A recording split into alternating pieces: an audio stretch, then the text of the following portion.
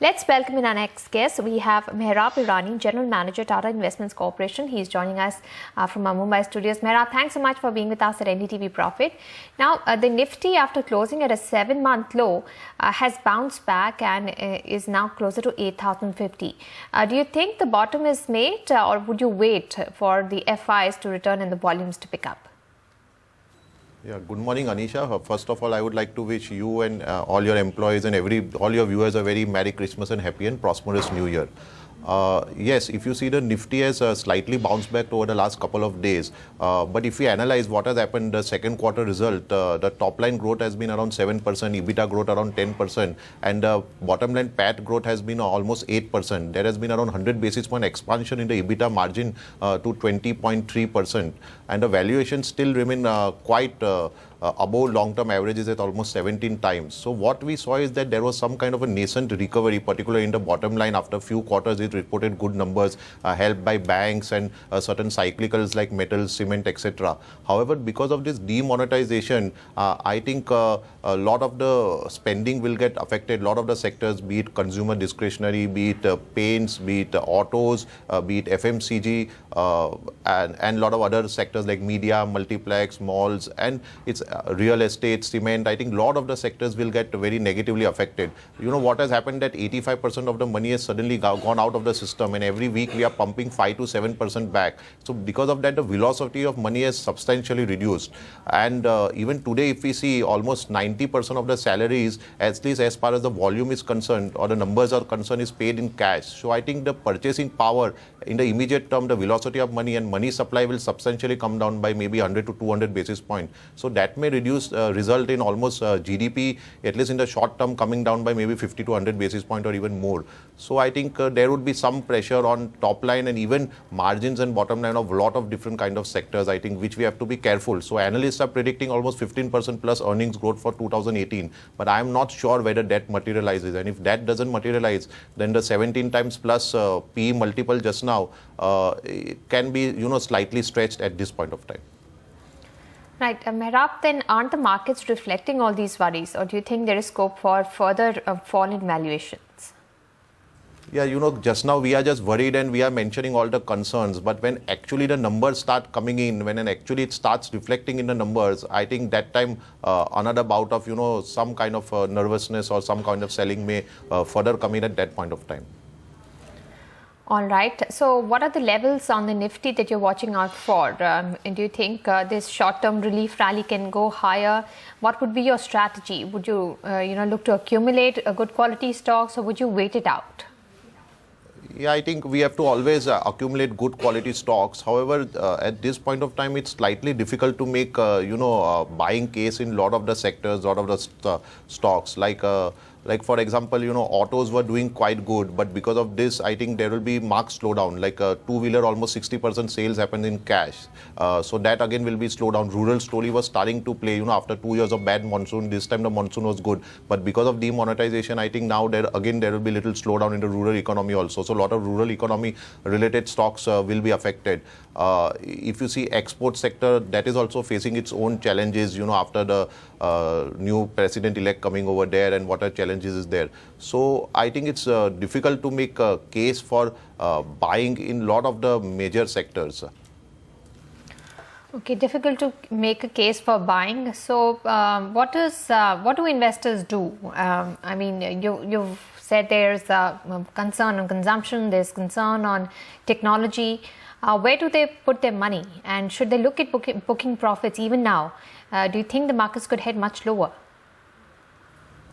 Markets might head lower, but I'm not suggesting to book profits. What I'm saying that, we have to identify good sectors, good stocks, and be ready with the list. So whenever, market gives us good opportunity during bad times, I think that would be the time to buy. Like, for example, private banks, I think they have done still good. No doubt there were some concerns on certain banks as well, but the retail-oriented banks have been doing good. I think there will be slight increase in the retail NPA also because of this demonetization, but otherwise, I I think that sector is still doing good. They have maintained the margins and the profitability very well. Some fee growth income might be lower, but that is one sector which I would still look positively. Autos, I was just mentioning, yes, there are concerns, but I think once this plays out, I think the story is still intact, particularly in the PV segment. So I think there also in any kind of correction, if you are getting good stocks and good valuations, I would look positively. Even the global cyclicals like metals, I think there are some positive news. I think after there is some talking about infrastructure spending in the US also, the prices have slightly gone up. If you see non-ferrous, the EBITDA per ton has also risen. It's at a multi-quarter high. So I think there also I would selectively look at opportunities to invest. Right. Let's talk about private sector banks, Mehrab. You said private sector banks are looking good after recent correction. But don't you think they are a lot more vulnerable to FII selling, which can continue for some time? Yeah, so that's why I'm saying that currently I would wait for good buying opportunities. Yes, the whole market is vulnerable to some kind of selling, and we have to identify the good stocks and be ready with the list. So I think that would be one of the good sectors in my radar, which I would obviously buy in a decent amount of corrections. PSU banks are expected to get a lot more deposits versus private banks, of course, because of the reach that they have. Do you think that PSU banks' cost of funding will come down significantly? And that could mean that they could perform better in the coming quarters? Yes, PSU banks, obviously the cost of funding will come down. They will have a lot of surplus cash. Their margins may also slightly improve. But I don't think they have good amount of lending opportunities. If you see the credit growth is very dismal in that sector. Corporate credit is anyway 0%, and a lot of them don't have good amount of retail credit growth also. And plus the NPA problem is still not solved. I think at least we have to wait for 1 or 2 quarters and see how the stress assets and etc. are moving in that sector. No doubt the valuations continue to remain cheap in that sector. But I think I would still wait and see the result and how the stress assets is playing out before putting serious money into that sector. The point that you made that lending opportunities may not be very high for PSU banks. In such a scenario, if they get a lot of cash or deposits, you think it could work negative for margins? Yeah, I think that is what is happening, at least in the short term. I think they are flush with all these funds which has come because of demonetization, and nobody is expecting them to come. So I think in the short term, their margins can affected. Even their fee income can get affected because a lot of this was related to fee income, and now that may also get affected. So yes, but one more positive thing for them is that GSEC markets have rallied a lot. So because of that, that treasury incomes will be doing good. So if they can utilize the treasury income up to a certain extent to write off their bad assets, I think that would be one of the positive for them. NBFCs is one space where people were bullish. A lot of correction has happened. As we are talking about the financial space, you think NBFC warrants to be an overweight after correction? If you see, yes, NBFCs had a good amount of correction, but if you see before that, they had a big amount of rally also. So a lot of the valuations in a lot of the NBFC pockets were actually not justifying their quality or the growth. So I think I would still be slightly cautious on the NBFC sector. A lot of the sector like microfinance within them was dealing up to a large extent in cash. So I think their business will be under seriously affected. The gold finance companies would be affected. Even the housing sector, if there is any amount of slowdown in the housing sector, in the real estate sector, anyway the real estate was going under some amount of decent slowdown, and if the slowdown continues for more quarters, then I think even the housing finance companies and certain NBFCs which are commanding very premium valuations, I think their valuations may still moderate even from here on. As far as NBFCs are concerned, Q3 would be weak, Q4 would be weak is something which now probably prices are factoring in. Do you think models for MFI or probably some of these rural-based NBFCs can change significantly, and that's why market is worried?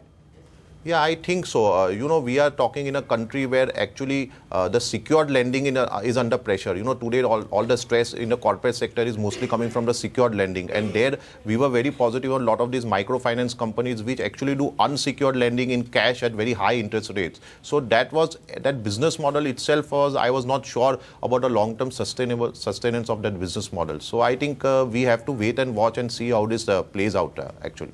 Right. Let's talk about the metals pack as well. You briefly mentioned that metal prices going up. That is something which is probably making you like the metals pack. But don't you think a lot of it is already factored in? Metal names have not corrected? Yeah, you are right. Metal names have not corrected, and they may not. So they may actually outperform also if any kind of correction happens. Because if you see before this whole thing, metals had underperformed a lot. So I think last few months something good is going on for them. So I don't think they should be. They will correct it. They were one of the positive contributors to the Nifty earnings growth also, because they all were coming from a low base as well. Right. Mehrab, when it comes to consumption, you said, the impact on passenger vehicles may not be that much. What does one do with two-wheelers? What does one do with other consumption-related names like paints or sanitary ware? Because, there's a belief that, nobody's taken the money out of the consumers' pockets. If you're doing digital transactions, the money is still available to you. And once demonetization happens, demand should bounce back, given that paycom areas are coming through and the monsoons have been good. What do you do with these kind of consumption names? Yeah, see, two-wheelers, as I mentioned, almost 50 to 60% volumes used to happen in cash. So obviously that will be affected at least in the short term. Some amount of growth we were seeing, as even the management commentary in the second quarter, that rural economy is growing because of good monsoons. But again, because of this demonetization, at least there will be some slowdown over there. So I think two-wheelers overall, I am positive in the medium to long term. But in the short term, how this plays out, I think we have to watch. Even the paints companies and a lot of other FMCG companies, like I think HUL had mentioned that in the first 10 days, almost their sales were down by 80% after the demonetization announcement. So, and a lot of these consumer sectors are, are currently trading at very premium valuations because they command very good ROE and ROC ratios. So, if there is a volume slowdown, which was already seen even in the second quarter results, a lot of FMCG companies' volumes were quite not very positive. So, if the volume further slows down, then I think we have to be little sanguine about the high valuations which they are doing. So, I think I will wait and watch the results and then decide what to do about that. Right. Would you also put cement in the consumer names? Because, cement has also done very well. Or would you treat it differently? Do you think it's more of a play on infrastructure and public spending? How would you look at cement stocks, which have corrected quite a bit now? Yeah, actually, if you see cement stocks, the market was quite bullish and there were good estimates about good profit growth and pricing power in that sector. However, if you see after this move, I think the real estate sector is further expected to slow down. And even in the infrastructure space, I think besides certain amount in roads and railways, we are not hearing any big, public expenditure, public spending in the infrastructure space. So I think cement, as of now, again, I am. Although I was positive and look at it positively, but as of now, I think I will be wait and watch for that sector as well. So, are there any stocks or sectors where you do see good value even at these levels? Would you look to pick up something? Yeah, as I mentioned, that private banks, I would still see that they have a reasonably good value. Autos at any kind of correction, I think I will look at them. Metals, mining at any kind of correction, I would look at putting money in this. And in the pharma sector, I would be quite selective, although they are also facing problem. But if you see, because of this demonetization, the slowdown, and the US economy being quite strong, the US dollar being quite strong, and the interest rates going up in the US, even the US treasuries have gone up by 100 basis points over the last few weeks. So I think the rupee may further weaken and go to 70 per dollar or something. So I think that should benefit the export-related sector. In terms of mid-cap space, if you look at 2016, mid-caps probably have done better than large caps, and select mid-caps have really done well despite the correction. Do you think mid-caps would continue to give better returns in 2017? Yes, I think so. If you see 2016 was a year of mid-caps. If you see on beginning of 1st January, Nifty was close to 8,000. Currently also we are close to 8,000. So the Nifty has hardly given any return during the full year. But a lot of mid-caps have outperformed and investors have made serious money in a lot of mid-caps. So yes, mid-caps I would continue to be positive. But I think we have to be much more vigilant, much more selective in the mid-caps. It would not be a broad-based rally in mid-caps as it was in 2016. So 2017 may be a little more challenging. So you have to be a little more cautious in which stocks, which sectors we invest in the mid-cap space as well. Right. In terms of mid-caps, you mentioned about the large-cap sectors like pharma, probably IT, some of the other ones. What are the mid-cap sectors that you like? I think the sectors would be more or less similar, but in mid-caps, obviously, there are opportunities in individual stocks. So I think we have to do more of a bottom-up approach when we do in mid-caps. It can't be just asset allocation as it can be in large caps. Right. Going into the budget, what would you probably be tactically overweight on? Would some of the PSU, tobacco names interest you going into the budget in first week of Feb? Yeah, I think tobacco, as you mentioned, I would be positive. I think the valuations are quite decent, at least in that space within the FMCG sector. Also, because of GST, I think they will benefit by at least 400 basis point or more in the taxation front. So either they can pass on that to the consumer, or it will help them in fighting the contraband sector, or it would actually they can increase the ad spend and hope to increase the volumes over there. Also, if you see the tobacco, after a long time in this quarter, they reported quite positive volume growth also. So I think that is one of the sector which I would be positive and look to buy stock at decent valuation. And tobacco within the pharma space, within the FMCG space would be one of the names in terms of valuation would be very attractive now? Yes, I would think so, that tobacco within FMCG would be quite attractive, and I think a lot of the positive factors are going on for that. So I think they are coming out after a few years, where there was a volume growth was negative or very bad, and now I think they are coming out of that. GST would also positively impact them. So I would be very positive on tobacco. Real estate is one space, Mehrab, which people have just forgotten. Yes, there will be an impact of demonetization. But do you think that valuations are already factoring in? Because in 2008, when markets or real estate stocks started to fall, valuations were very high, balance sheets were pretty stretched, people were very aggressive. It's exactly the opposite now? Yes, it is the opposite, but I am still not sure whether the valuations are fully reflecting it, and how much amount of slowdown will be there in the real estate. They are already suffering for the past few quarters.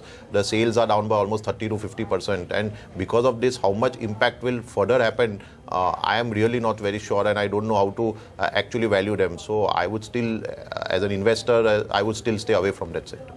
Right. Another contra name or another contra sector where people are suddenly negative on is the entire rural space, because of course, the cash crunch that one is expecting in rural economy. You think there, one can go ahead and be slightly overweight?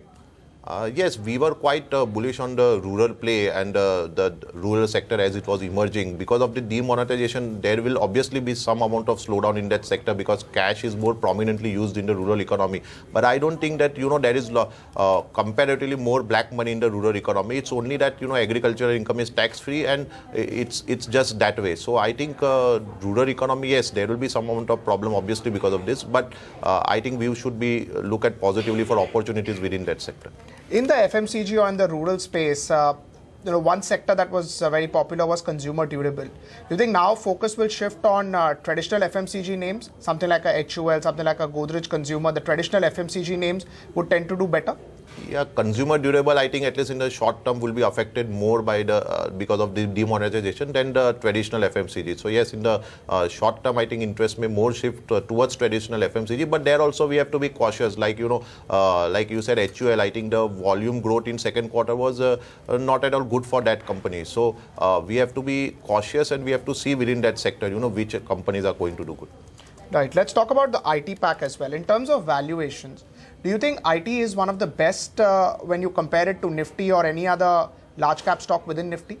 Yes, we keep saying about the concerns within the IT sector, but if you see the valuations for a lot of the large cap companies also, they are quite decently valued, and I expect rupee also to slightly weaken. That would again help their margins. Yes, there have been some concerns about the US, the new president coming over there, and also about after the Brexit fallout, the BFSI sector has slowed down, so the orders have slowed down for the IT sector. Those concerns still remain, but I think as a sector, they have a lot of tailwinds going for them rather than headwinds. So I think I would look positively at the IT sector.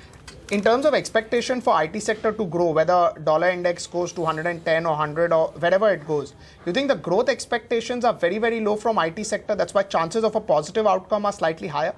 Yes, I think so. I think analysts are quite sanguine about the growth in the IT sector as compared to a lot of the other sectors. So the chance of a positive surprise is always there in the IT sector. Right. So one should tactically be overweight on large cap IT? Yeah, I think so. It would make sense to be slightly overweight on large cap select IT stocks. As of now, there are very limited digital plays as far as listed market is concerned. But some of the companies like TCS, when we speak to, they say that 10% of their revenues is now digital. Some of the companies like Tech Mahindra say that they are investing heavily into the digital space. You think digital could emerge as a very big growth driver for some of these large cap names? Yes, digital could obviously emerge as a growth driver, but as you said, the opportunity to invest in that sector as far as stock market is concerned is quite limited. Right, but digital for any of these traditional names, they could go ahead and do some work for them. They could invest a lot. Margins there could be higher if they are growing. That could be a big trigger, or it's very small now? As of now, I think it is quite small. I think to move the needle, it will take some time. Right. Let's also just talk about the oil sector for a bit. You think oil as a sector can do well? Companies that produce oil, they have been under slight bit of pressure for some time, at least for about last 3-4 years. Do you think that's a sector which can do well from here on? Yes, oil can be another outperforming sector. You know, with international oil prices also firming up, I think oil, if the government puts its measures right, I think oil can be one of the sectors which I think and it's a large sector also. Its weightage is also quite high. So I think that can be one of the sectors which can outperform and pull the Nifty. Right. In the near term, Mehrab, it will be all about flows, right? We spoke about FII flows and why FII flows can be one ripple. But are you surprised with the sort of DII numbers that we are getting? You think that can continue?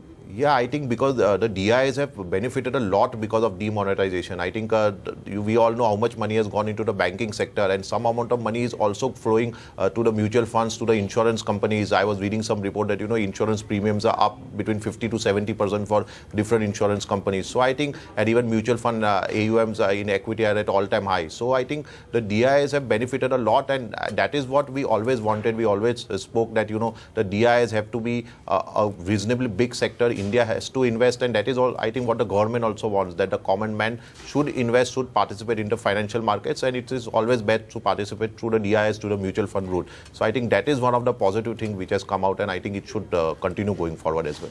Mehrab, just a last word on 2017 outlook. You mentioned earlier that numbers could be weak, but as far as Nifty is concerned, do you think returns could be positive from here on? Yeah, as I said, you know, 2016 calendar year was actually from point to point on a Nifty basis, we are actually there only. We were close to 8,000 in the beginning. We are currently there.